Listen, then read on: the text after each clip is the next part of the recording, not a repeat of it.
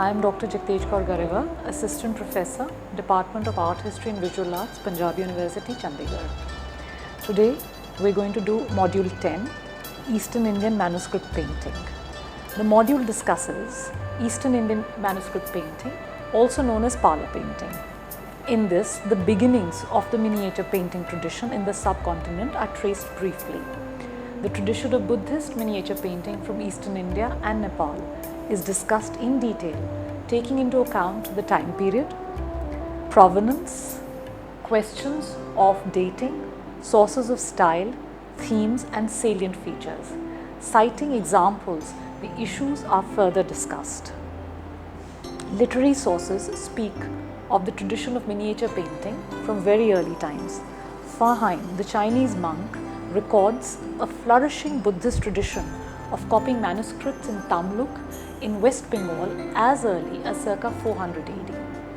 A practice that he states was not widespread, and he also goes on to mention that he drew images and pictures while he was at Tamluk. Buddhist tradition claims that writings of scriptures started at the time of Buddha, and Taranath, a 17th century Tibetan polymath, records the writing of scriptures began in earnest after the Third Council of Buddhism during the time of Kanishk I. The tradition of committing sacred texts to writing is traced to both Buddhism and Jainism, where these also became objects of worship.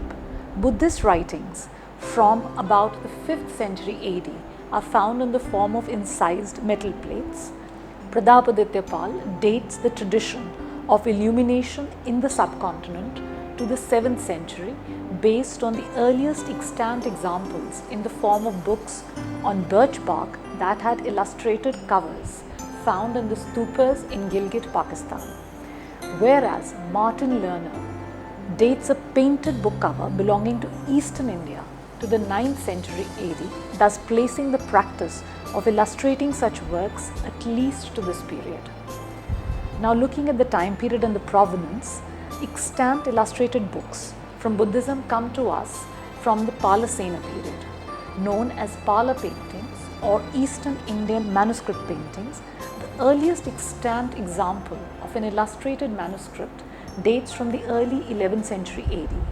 The most creative phase of these Buddhist manuscript illuminations lasted only for 2 centuries, from circa 1000 to circa 1200 AD. The illuminated manuscripts, in order to be saved during the Muslim invasions, were carried by the monks to the Himalayan sanctuaries of Tibet and Nepal in the 12th and 13th centuries, where the manuscripts made in India were preserved for centuries. Pratapaditya Pal states that virtually all surviving manuscripts made in Eastern India date from the later parlour period, that is from the 10th through the 12th centuries, and that with the decline of Buddhism in India in the 13th century, the production of manuscripts, though considerably reduced, does not seem to have stopped, as these continued to be commissioned at least into the 15th century. Palm leaf manuscripts were prepared in Buddhist monasteries in Eastern India, such as at Nalanda, Vikramshila, Somapuri, as also in monasteries in South India, Deccan and Gujarat. The libraries in these monasteries had attached scriptoria where copying of manuscripts was carried out. The information regarding these works comes to us from the colophons that were appended usually on a separate folio in the manuscript, very often at the end and occasionally in the middle. These provide information on all or some of the following: patron, writer, illustrator, artist, provenance and date. A typical colophon, which is in the form of a verse, has the following pattern. 1. It declares the name of the donor, and a word or two might also be added to talk about his profession or status. The second line usually consists of a prayer to enlighten all beings. The name and regnalia of the king and the place where the manuscript was copied might be mentioned, and lastly, the name of the specific monastery too is at times mentioned. Curiously, there is not one recorded colophon which has all the above mentioned information. The dating of these manuscripts is given with reference to the year of the reign of a Pala ruler, and this is counted from the year of accession. The issue of dating arises as firstly, there is more than one Pala ruler with the same name, such as 2 Mahipal and 3 Gopal. And secondly, in the case of many, the exact date of accession is not known. Thus, the dating of these manuscripts remains approximate, except in few cases where the regnal history of the ruler is known with certainty. The production of the manuscripts involved monks, professional scribes and artists who were in all probability retained by monasteries that contributed to the production of these manuscripts. The act of copying of books was an act of piety for scribes and artists and donors. Curiously enough, not a single manuscript bears the name of the artist who did the illustrations. Pratapadityapal states that it is not improbable that some of the scribes themselves were illuminators of these manuscripts. John Guy interprets the lack of artistic attribution as indicative of a hierarchy that placed the learned skill of writing above that of picture making. As these manuscripts are portable, thus in the case of a missing colophon, the provenance is at times difficult to ascertain, and this also leads to the issue of dating. A colophon placed at the end because of its place in the manuscript is also susceptible to damage, and in many instances the colophon folio is altogether missing. In such a case, according to S.K. Saraswati, as these manuscripts are written in a more or less consistent ornamental kutila which does not exhibit any substantial evolutionary changes, thus the style of painting is what provides the basis for chronology. Another very important source for dating the manuscripts is Nepal, that had a close alliance with Eastern India due to geographical proximity and, more importantly, due to shared religious beliefs. The Nepalese manuscripts have the advantage over the Eastern Indian manuscripts as they are dated. The surviving records from Nepal are dated slightly later than Eastern India, the earliest one being around 1015 AD, and are written in the Newari script, which interestingly is close to that of Kutila in Eastern India. The manuscripts found in Nepal or of Nepalese origin present the extension of the Eastern Indian style of miniature painting in that region and its growth there when the same was facing challenges in Eastern India. S.K. Saraswati additionally points out that these Nepalese manuscripts are a rich source for the study of Buddhist iconography and also for reconstructing Buddhist architecture or late medieval architecture that is generally part of the visual vocabulary of the works. Now we'll briefly look at the themes. With a few exceptions, the themes are Buddhist and the texts copied belong to the traditions of Mahayana and Vajrayana Buddhism. In fact, the colophons usually begin with a declaration that the book is a pious gift of giving the name of the follower of Mahayana Buddhism, and as the final phase of development of the Buddhist faith was the religious system called Vajrayana that flourished in Kashmir and Eastern India between the 8th and the 13th century AD, hence Vajrayana texts were also produced. Of the various texts that were copied by Buddhist followers, only a few were chosen to be illustrated.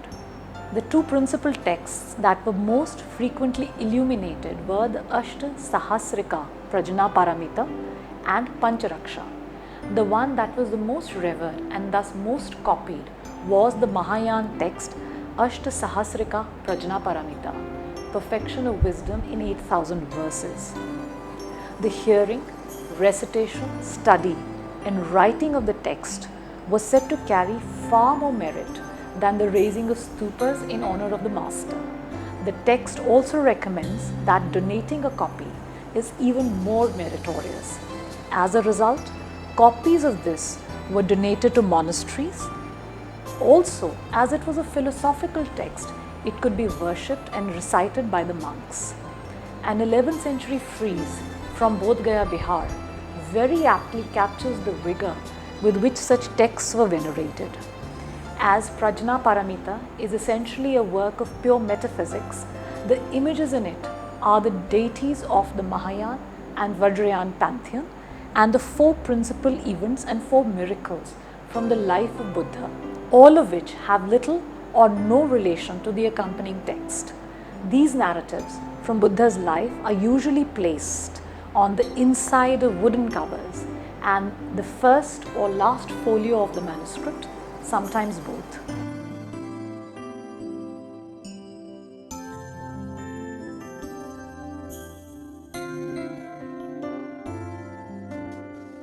The Pancharaksha, the 5 protective charms, was also popular as apart from gaining spiritual merit from copying and donating it, the charms contained in it were also effective in keeping all spiritual and physical ills away.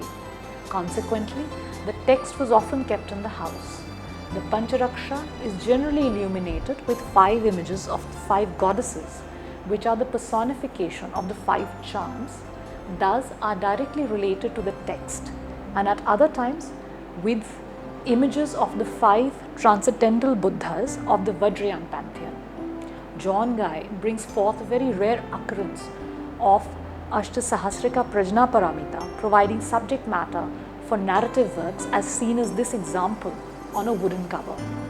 Lastly, Dharani Sangraha, that is a collection of charms having a tantric affiliation, served the same purpose as Pancharaksha, but somehow was considered less potent and was consequently less popular.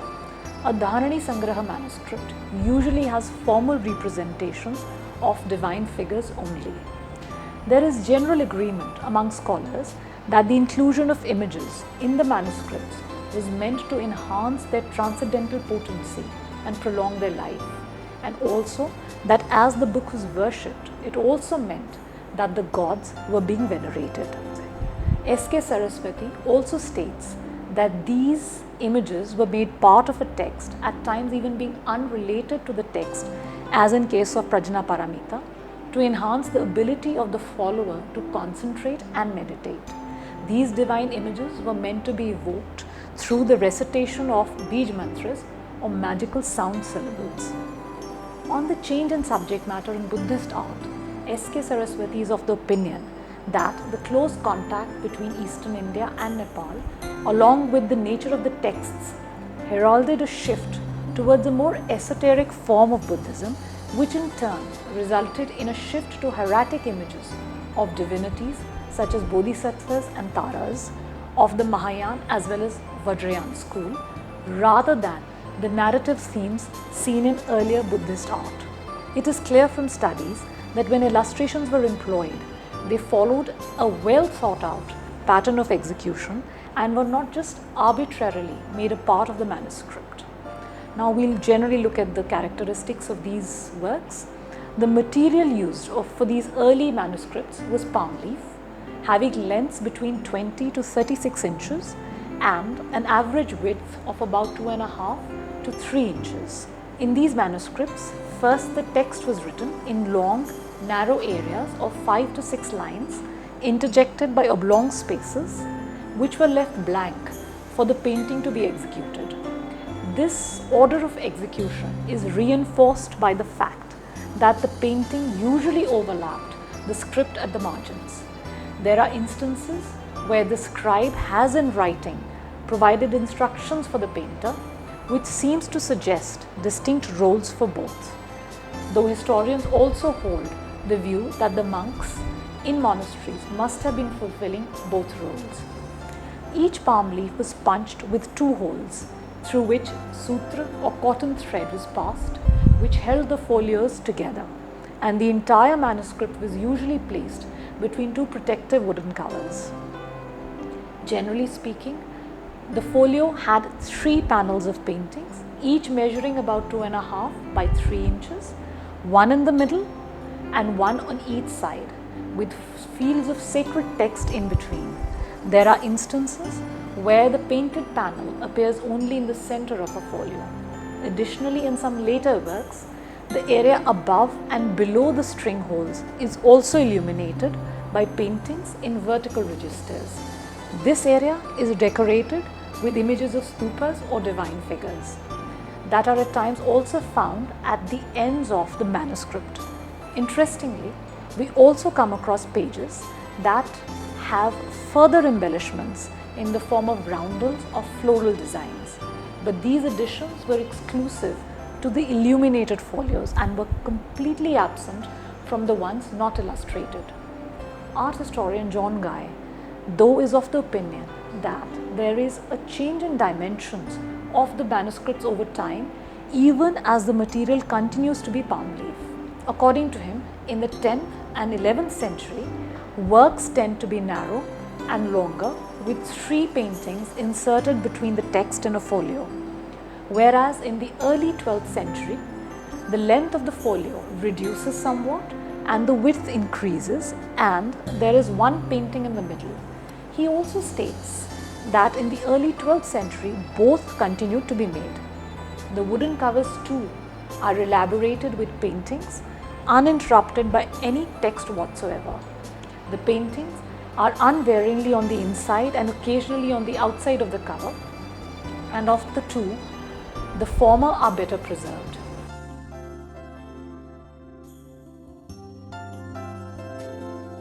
Pratapaditya Pal is of the opinion that even as the painted wooden covers are of great art historical value because of unconventional iconography and the lively compositions with which they are adorned, but the problem of dating these is compounded by the fact that they are not necessarily contemporaneous with the manuscripts.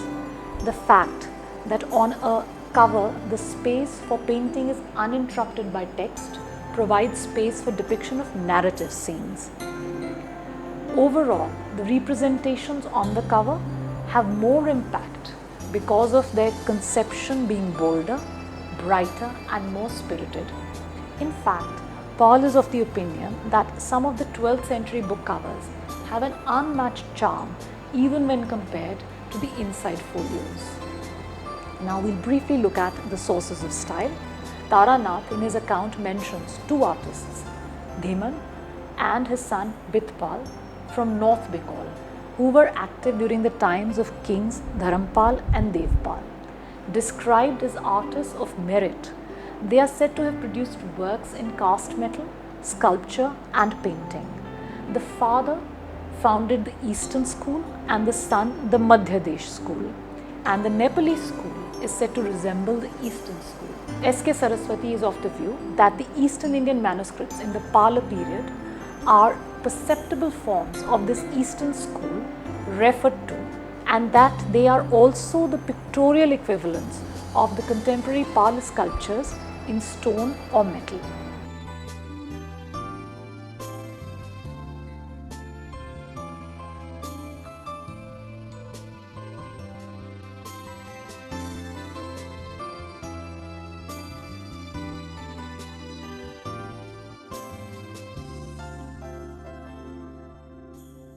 An analysis of the Eastern Indian miniature paintings points to beginnings in the painting tradition of Ajanta wall paintings during the Gupta period, with also an affiliation with the paintings at Bagh.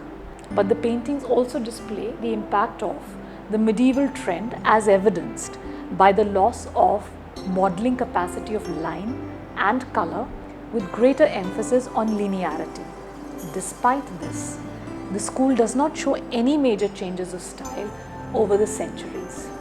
Pratapaditya Pal attributes this consistency of tradition spanning roughly over 2 centuries to the conservative nature of the artists who remained circumscribed by tradition, resulting in minimal stylistic changes or deviations over time. Elaborating further upon the sources of style, S.K. Saraswati states that though the Eastern Indian school of painting had its substratum presumably on the classical, it was not possible, however, to remain wholly unaffected by the medieval trend. The school felt the impact of the medieval but refused to be totally submerged by it. Throughout, there is an oscillation between the classical and the medieval. In fact, scholars such as S.K. Saraswati and Stella Crambrish are of the view that just as the medieval trend impacted the sculptural tradition, it is but natural that the painting tradition too got affected. but they also underline the fact that the strong classical foundations inherent in the miniature style never lost ground, and that rather the medieval elements were absorbed and made a part of the idiom, or at times the two were pitted against each other simultaneously in a work. This resulted in a constant oscillation between the classical and the medieval elements that continued throughout the course of the school. They further add that it is in the manuscripts from the 11th, 12th centuries, and especially work done during the rule of Ramapal, that one comes across such an oscillation, but here the medieval element is subordinated. John Guy also adds that the manuscript painting during Rampal's reign had reached very high standards of sophistication and subtlety.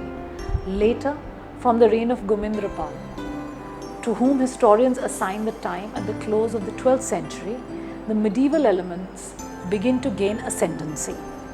But interestingly, in this case as well, the classical element does not seem to be completely exhausted. Further, tracing the influences on Pal painting, historians link these to both painting and sculpture.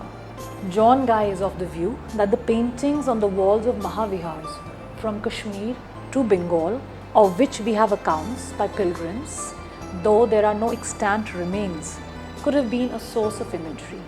Also, such centers were the nucleus for the dissemination of religious and artistic knowledge and techniques.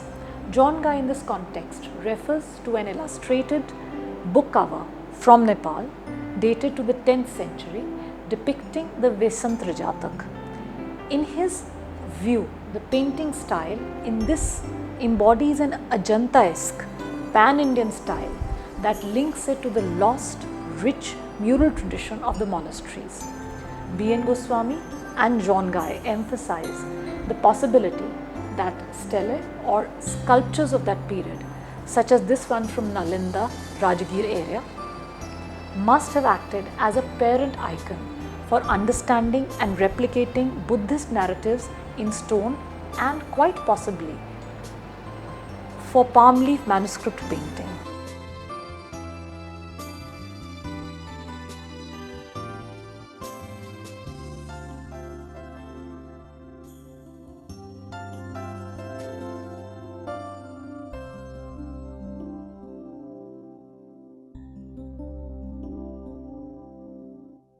John Guy also points out that temple sculptures with a detailed iconographic scheme and architectural elements such as niches housing sculptures would have inspired similar imagery in the paintings.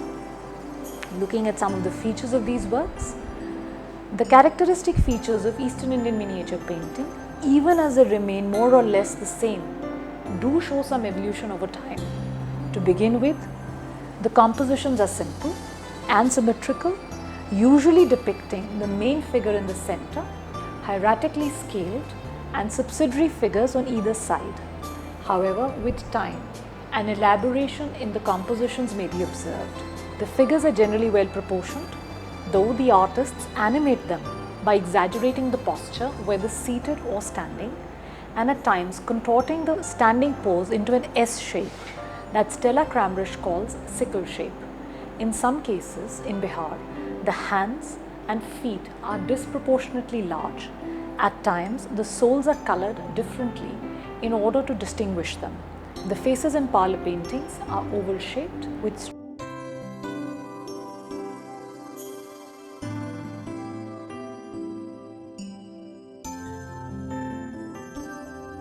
strongly pointed chins, whereas in paintings from Nepal, the faces are more perfectly round and the features are drawn with greater care in comparison to the Pala artist's freer rendering of features. The slight extension of the edges of the mouth and eyes also imparts a smiling expression. At times, when the face is shown in three-quarter view, there is visible a slight extension of the outline of the farther eye, which developed as a mannerism in Jain miniature painting.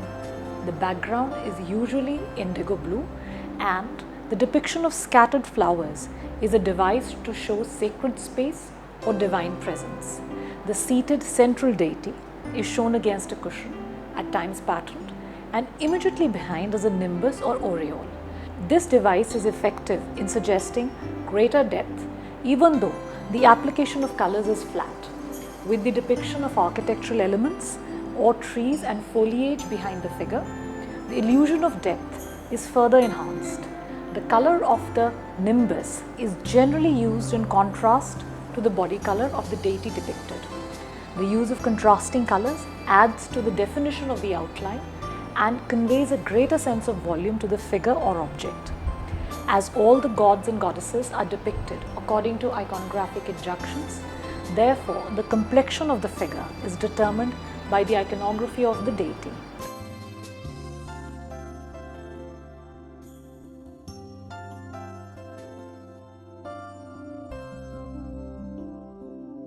Pratapaditya Pal points out that the colors reserved for complexions were usually restricted to yellow, red, green, blue or white.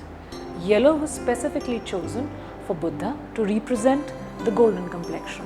But we also come across works where a more naturalistic flesh color has been employed, attained by mixing brown, white with pink highlights.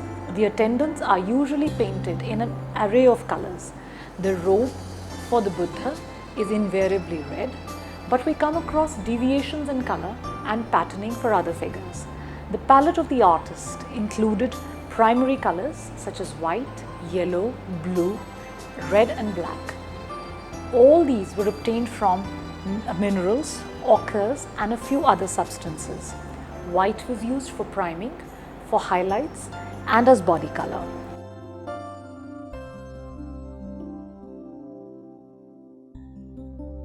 Yellow has been employed to render complexion and body color of few figures. Blue has been used in various shades to give pleasing effects and was apparently extracted from indigo. Various shades of red, crude cinnabar, lac dye and red ochre are employed. The universal practice of using black too was retained and followed, especially in rendering the hair of the figures. Besides the set of primary colors, green is used for body color and its shades to depict foliage. Even as the paintings that are stylistically closer to the Ajanta tradition of painting show a degree of plastic conception through some tonal modeling and a model line, but with time the style becomes increasingly linear, with the lines becoming angular and brittle and color losing its modeling and being increasingly applied in a flat manner.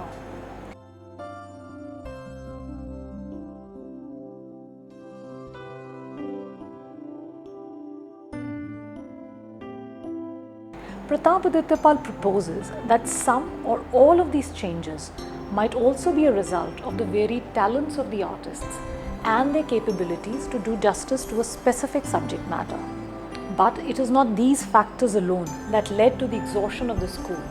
It was rather the conquest by Muslims at the close of the 12th century that hastened the closure of the school on Indian soil. It can be said with certainty that the Eastern Indian school was brought to Nepal, where it had impact on the art practices and survived for a few more centuries. But S.K. Saraswati is of the view that the Nepalese artists could never in their works revive or capture the spirit or momentum of the Eastern movement. Now we'll look at some examples of artworks. The development of the Eastern Indian manuscript painting is discussed below through specific examples.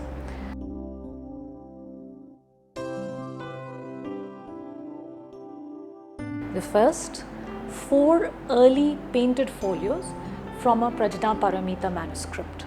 As the colophon folio is present, though damaged, it reveals the following information: that it was dedicated by Tajoka, wife of a scribe by the name of Sri Kumar, in the 27th regnal year of the king Mahipal.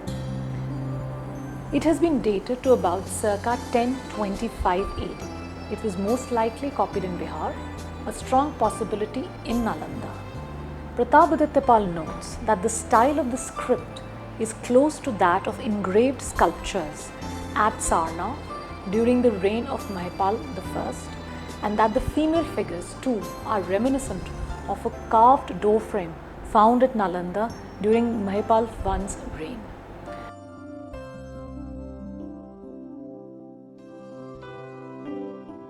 The two central panels depict goddess Prajnaparamita and Bodhisattva Manjushri. The side panels depict the 8 great miracles from Buddha's life. The string holes have graceful figures of male and female serpent deities. Stylistically, there is a clear emphasis on correct proportion and modeling of forms.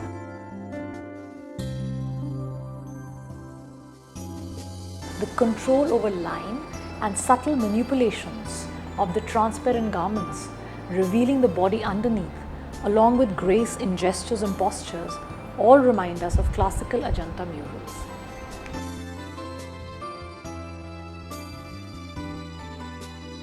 The next example, 2 folios from a Dharani Sangraha manuscript dated to circa 1075 from Bihar, Nalanda.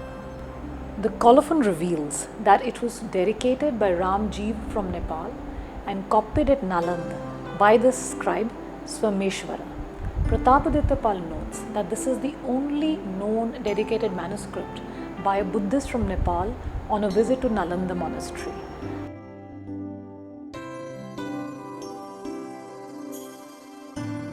The folio has Prajnaparamita in the center with the scenes from the life of Buddha on either sides.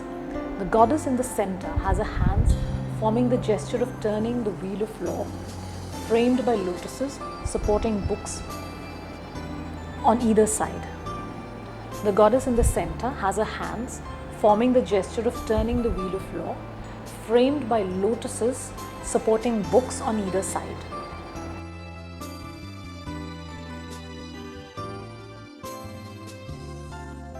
The second folio again has scenes from the life of Buddha on either side, and the middle panel depicts a Bodhisattva, in all probability Manjushri, due to the gesture and complexion. The figure is seated in Maharaj Leela Asan with worshippers on either side. All the string holes in this case have stupa illustrations. The folios are also decorated with large roundels of lotus design interspersed between the text fields. The modelling as well as the brushwork in general are refined, and the ease associated with the style is intact. We can easily identify the conventions which are adhered to. Limited tonal modelling, flat washes to render figures, and controlled outline. Mention can also be made about the primary figures set against stark red aureole with hieratic scaling employed. There is also a slight elaboration in the compositions when compared to some older manuscripts. It would be interesting at this point to look at some manuscript covers from the time when Western Indian miniature painting was at its pinnacle. So this next example, 2 covers of a manuscript dated between 1075 and 1100 AD from Bihar. It is not clear to which manuscript these covers belong due to their unusual subject matter. On one cover, the inclusion of scenes from the life of Buddha suggests that it protected a Prajnaparamita manuscript. But these are not the usual 8 great miracles, which is unusual for book covers in India and Nepal. Whereas on the other cover, except from one figure on the right, in all probability Maitreya, 8 figures are of the Buddha.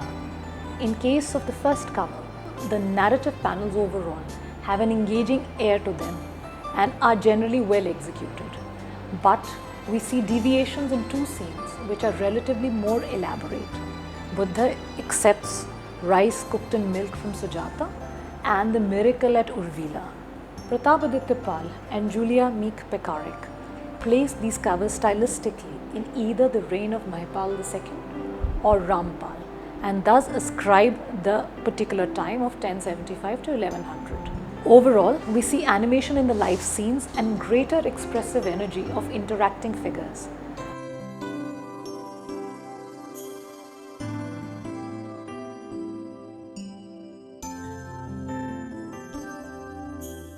The folio cover, the second one, is interesting from the iconography point of view. These figures exhibit various gestures of teaching and have a yellow complexion with a canopy of foliage above them. The figure on the right edge is Maitreya according to historians due to the Nagakeshara flower that it holds. The crowned figure on the extreme left also in all likelihood depicts Maitreya, but as a Buddha. Thus, this group of 7 Buddhas from the past and 2 Maitreyas is an uncommon grouping found in covers. The central figure of the Buddha is shown aligned on a straight axis, and its immobility is further heightened by the rhythm and the slightly angered postures of the other Buddhas. The patterning of the cushions and detail of nature add to the vigor of this work. The following example is from a folio, Ashta Sahasrika Prajnaparamita manuscript belonging to the early 12th century AD, either from Bengal or Bangladesh, and thus falling into the periods of impressive palm leaf manuscript illuminations. The enthroned figure is that of the Bodhisattva of compassion known as Avalokiteshvara. The figure is seated inside a temple shrine, which John Guy notes is of the Bhadra style superstructure of the Pala period. To impart importance, we see the elaboration in the form of detailed crown and the bejeweled figure being framed by 2 lotus flowers. The mudra is Vitarka mudra, and note how the female devotee looks up in bliss at the divine figure, much in agreement to the textual sources for such work, and goes on to show how the artist successfully develops a relation between the figures. John Guy notes that this recurring feature of developing a relation via gaze lies at the core of religious worship in India, and that it had by this time amalgamated with the Vajrayana world. He further adds that similar devices were employed at Ajanta to add coherence to figure groupings. Noteworthy is the delicacy in work employed to render the figures, nature and the inanimate objects, but importantly, it captures the apt emotion and psychological drama associated with the scene. According to historians, the presence of a stupa in the work embodies the presence of Buddha's relics and his teachings. The next folios are from a Prajnaparamita manuscript from Bihar, dated 1150 to 1200. The iconography of this manuscript is particularly rich, especially in case of the generously illustrated images of Vajrayana deities. Susan and John Huntington add that the esoteric tone and the rich iconography of late Pala manuscripts, such as these, played an integral role in influencing art practices in regions of Nepal and Tibet. The deities represented are identified as He Vajra, Vajravarahi, Vairochan,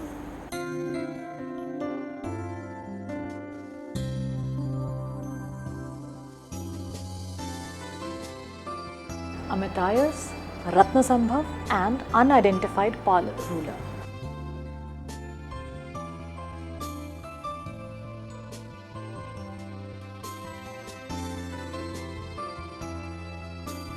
They further add that such esoteric images were much smaller in number when compared to the other more popular subjects, such as ones related to Buddha's life.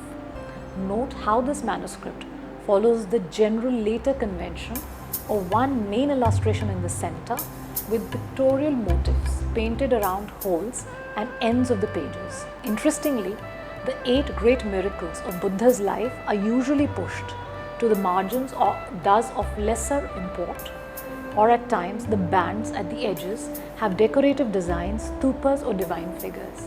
We observe rich detailing, energized or dynamic figures along with elaboration in design and increased animation overall. We close our discussion with an example of covers of a manuscript, probably a Dharani Sangraha, dated to about 1150 to 1200 AD. It is due to the majority of Vajrayana deities as part of this manuscript that historians infer that these might be the covers to a Dharani Sangraha manuscript. The main richness of these covers lies in the uninterrupted illustration of 18 deities in unusual postures, moods and iconography. Each of them occupies an identical shrine placed against primarily a red aureole and elaborate details. Further, one observes dense foliage and flowers peppered onto a dark blue background, all these adding to the depth and finesse of this manuscript. Deities having the most original composition and a vivacious air to them are flanked by attendant figures in front of the shrines.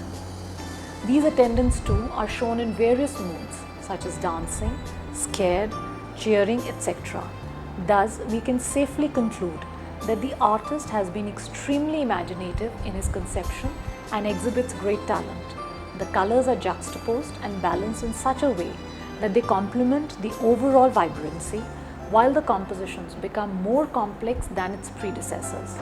We can easily compare this example with the previously discussed example to observe how far the painting style has evolved in terms of book cover illumination in particular and manuscript illumination in general.